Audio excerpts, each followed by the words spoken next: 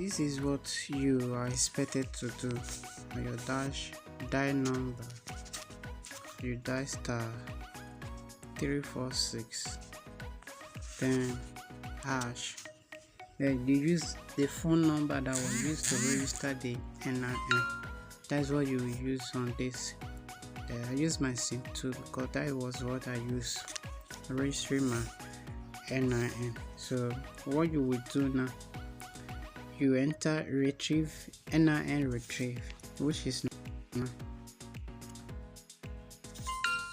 And then now we click of send.